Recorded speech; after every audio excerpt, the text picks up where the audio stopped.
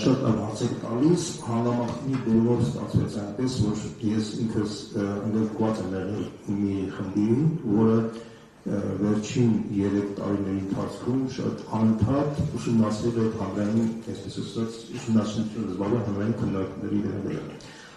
Հաշվի առնելով նաև տեղական ընտրությունների հետ կապված։ Եվ մեր բոլորիս մոտ մի հարցադրում կա։ Եթե այսպիսի վատ վիճակի մեջ է հայտնվում Հայաստանը, ապա ինչպես է ստացվել, որ այս մարդը կարողացել է 7 տարի պահպանել իշխանությունը։ Այդ հարցադրումը բոլորի մոտ կա։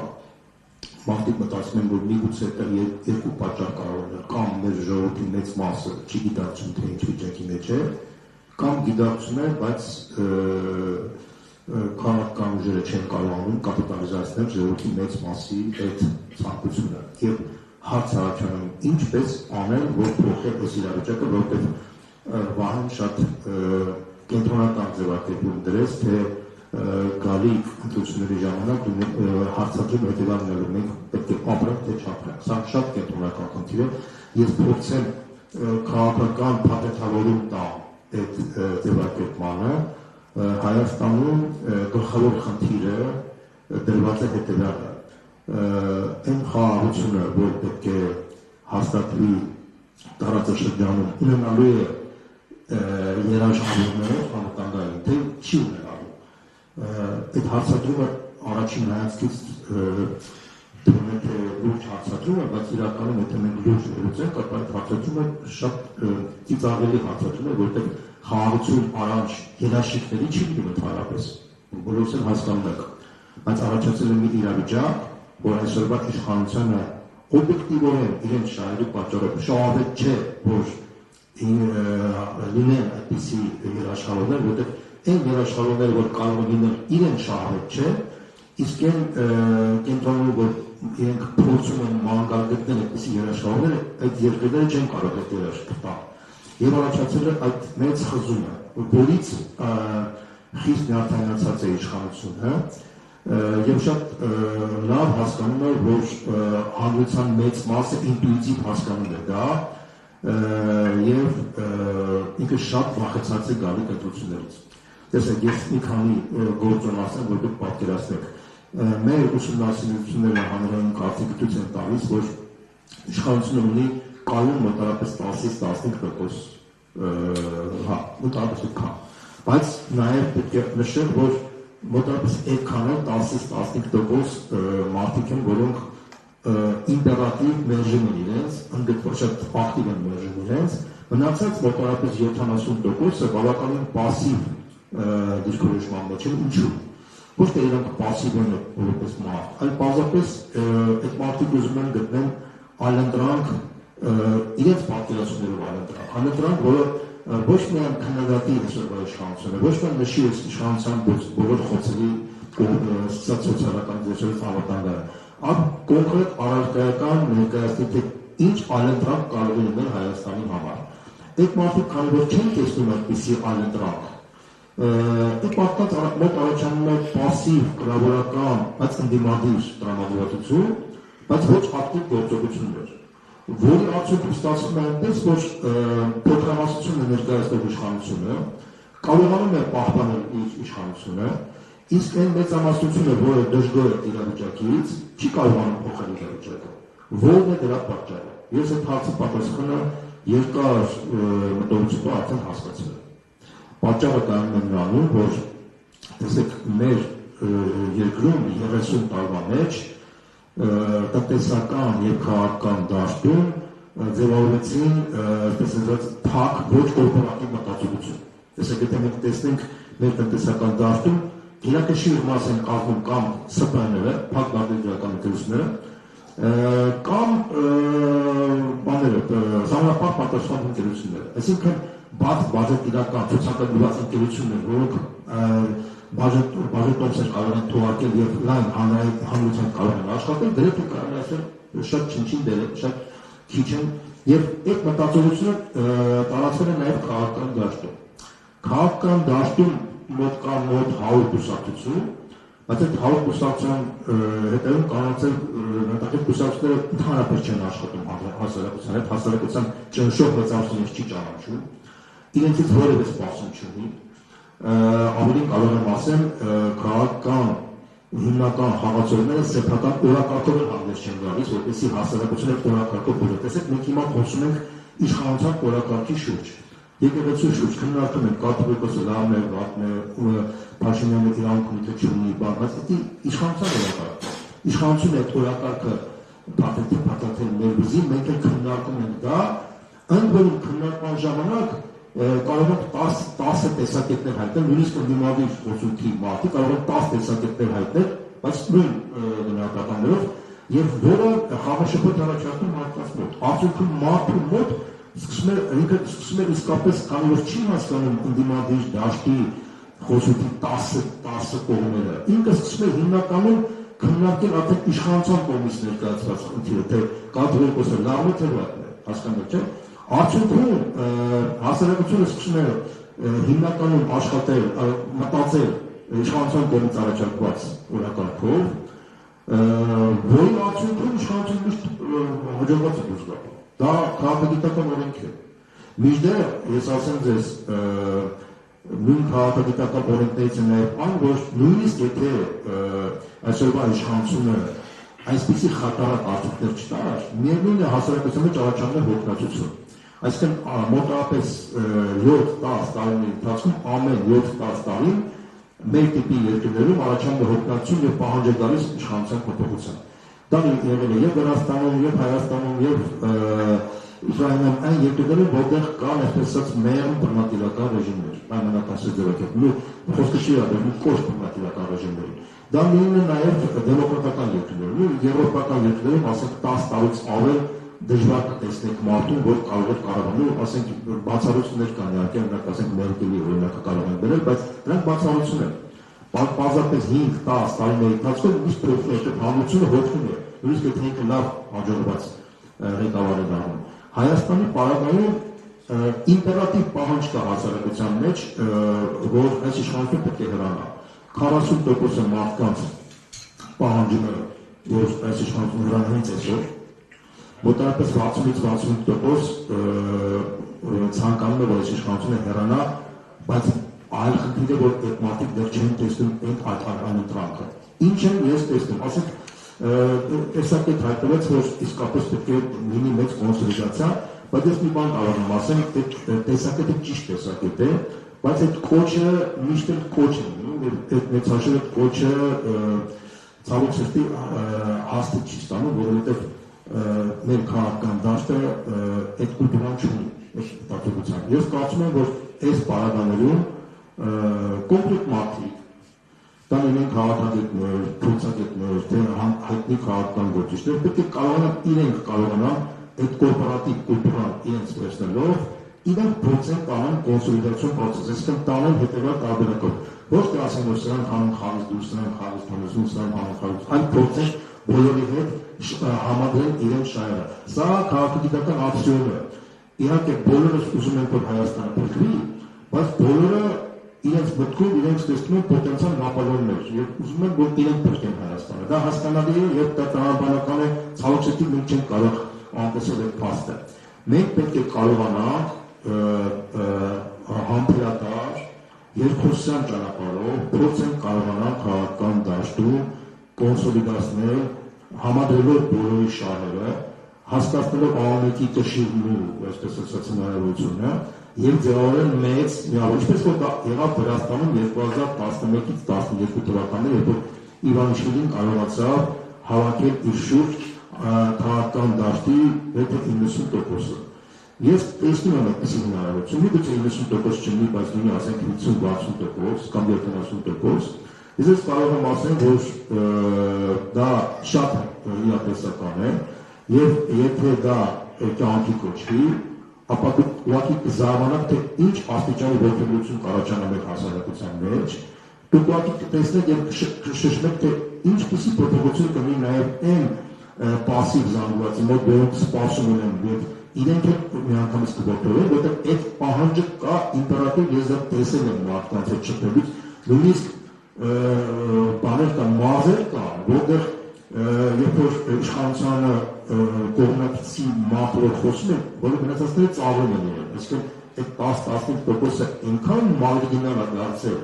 որտեղ մարդիկ ինտուիտիվ տեսնում են, որ անվտանգության խնդիր ակնհայտ կա։ Մարդիկ տեսնում են, որ այս իշխանությունը հանձնեց Արցախը եւ ըստ էության Հայաստանի անվտանգության խնդրի առաջ կանգնած է։ Մարդիկ տեսնում են, որ այն սոցիալական ճճացող անարդարությունները, որ կան հիմա, շատ ավելի դրություն չեն նախկինում։ Օրինակ ես մի օրինակ բերեմ, որ դուք պատկերացնեք։ Երբևիցե եղել է, որ Հայաստանի բանկային համակարգը համախառն տավանից $100 միլիոն ավել եկամուտ ուներ։ Այսի բան մինչև 2010 թվականից չի եղել։ Այսօր գիտեք ինչքան է կազմում բանը $1 միլիարդից ավել։ $1 միլիարդից ավել բանկային համակարգի մարդու եկամուտներ կազմում են։ Հարց 10 անգամ մեծացել է 2020 թվականից այս կողմ։ Ուրեմն 2018 թվականից հետո Հայաստանի հնարան մեծացել է մոտավորապես 2.5 անգամ, մոտ այս կազմում է $31 միլիարդ։ Հարց եմ տալիս, մարդկանց կենսամակարդակը գոնե 2.5 անգամ բարձրացել է միջինը, իհարկե ոչ։ Հասկացեք, բանկային համակարգի, շահումով խաղերի ոլորտի, ուղղակի թռիչքային մակարդակի զարգացում կա, մինչդեռ ռեալ տնտեսությունը, ռեալ արտադրանք տվող բաները իրանք մեծ հաշվով գյուղատնտեսությունը փաստացի զրոյական վիճակի մեջ եկան շատ քիչ դուր աճի տեմպերատուր տալիս, որը շատ կարևոր գործոն է մեր այս կարևոր սեկտորը մեր էկոնոմիկան։ Այսինքն մարդիկ տեսնում են, ես մի օրինակ ասեմ, պաշտոնական տվյալներով Հայաստանի միջին աշխատանքը կազմում է մոտավորապես $850, հա, sense ձևակերպենք, ես մոտավորապես այդ է, ես իրականություն եմ ասում, գնացեք ցանկացած հարցում արեք Երևան քաղաքից 20 կիլոմետր հեռավորությամբ բոլոր ռեգիոնալ քաղաքներում, դուք տեսնեք, թե մարդ եթե 150,000 դրամ ստանա, դա կլինի երջանիկ մարդ։ Միջին աշխատանք, մասսայական մարդիկ ստանում են 100-150,000 դրամ եւ 150,000 դրամը իրենց համար իրանք են ասում, եթե մեր աշխատավարձը ունի 150,000 դրամ, ես երջանիկ կլինեմ, իմ ընտանիք կարող է։ Դուք գիտեք, ես միշտ թիվեր ասեմ, որ մեր ժողովրդի բնակչության մոտավորապես 10%-ը 2018 թվականից վաճառել է իրենց տները, սեփական տները, եւ ապրում են վարձով, որտեղ առողջապահական համակարգի լուրջ խնդիրներ են, ասեն առողջության խնդիրներ եւ պետք է ապահովում։ Դուք թվեք այդ տվյալների մասին մեր քաղաքական դաշտը չի տիրապետում, որտեղ չի շփվել հասարակության հետ ժողովուրդը նեղացած է քաղաքական դաշտից։ Ես մի օրինակ բերեմ, որ դուք պատկերացնեք։ Դուք գիտեք, որ հիմա խոսում են պետական ապահովության համակարգի ներդրման մասին գալիք տարվանից, չէ՞։ Հա, հիմա տեսեք ես մի օրինակ ասեմ, որ դուք պատկերացնեք։ Դուք գիտեք Վրաստանում ինչ համակարգ է գործում։ Ես ես մի հատ օրինակ բերեմ, որ դուք պատկերացնեք։ Վրաստանում 2015 թվականից, այսինքն Իվանիշվիլի իշխանության գալիս 2012 թվականից, կամ 3 տարի անց, այնտեղ գործեց պետական ապահովական համակարգ, ընդ որում բիզնեսի վրա զրո մակարդակի հարկային ավելացում եւ հասարակ մարդկանց աշխատանքից զրո պարուս։ Հիմա ես օրինակ բերեմ պատկերացրեք, այսօրվա դրությամբ արդեն Վրաստանի քաղաքացին ստանում է ծնված օրվանից, այսինքն 1 տարեկանից մինչև 70-90 տարեկան ապրող մարդը ստանում է տարեկան $9,000 այսպես ասած գումար, նստում է իր հաշվին, ինքը չի կարող հաշիվը ծախսել ցանկության դեպքում, բայց եթե ինքը գնում է բժշկի եւ բժշկական խնդիրները կանում, ինքը ավտոմատ այդ հաշվից գործում է։ Ուրեմն քաղաքացուն, եթե ընտանիքը բարձրացած է 4 հոգուց, այդ նշանակում է $9,200, պետք է բազմապատկենք 4-ի եւ ամեն տարի մարդը ոչ մեր մոտ ասենք այդ բան ապահով կա, չէ՞, ամեն տարի այդ $9,000 ավտոմատ նորից կարող է։ Այսինքն դու ունես, եթե դու ծախսել ես ասենք $9,200-ից $8,000, $1,200 մնացել է, դա զրոյն է մյուս տարի նորից $9,200 ամեն տարի փառում, այսինքն ամեն տարի դու ունես այդ երաշիքը։ Ավելի կարող եմ ասեմ, այն Վրաստանի քաղաքացին, ով Վրաստանից դուրս է գալիս Ռուսաստան կամ Հայաստան կամ չգիտեմ այլ երկիր Ադրբեջան եւ ինքը այնտեղ է այդ ծառայությունը ստանում, այդ ծառայության գումարի 40%-ը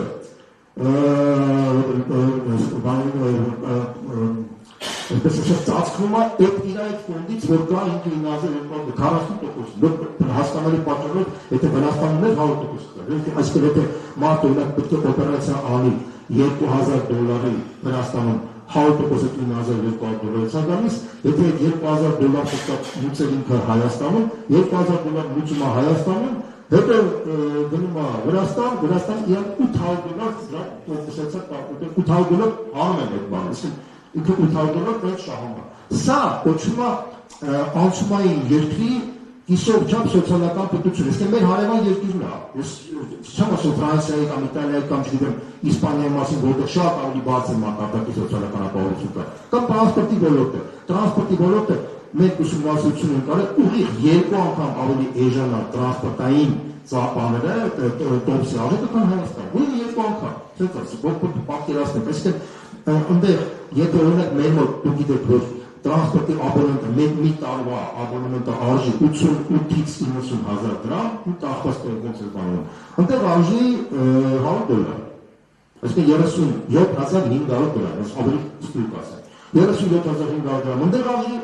մեր մոտ արժի $88,000, այսինքն նույն տեղական ավելի շատ։ Մնացած 6 ամսվա, 3 ամսվա, սա անկորում տրանսպորտի ծախսերը Թբիլիսի քաղաքի մոտավորապես 2 անգամ ավելի շատ են քան Հայաստանում։ Ինչի, որտեղ Թբիլիսի քաղաքը Երևան քաղաքից իր ծավալներով մեծ է մոտավորապես 3 անգամ։ Մոտ 3 անգամ ինքը իր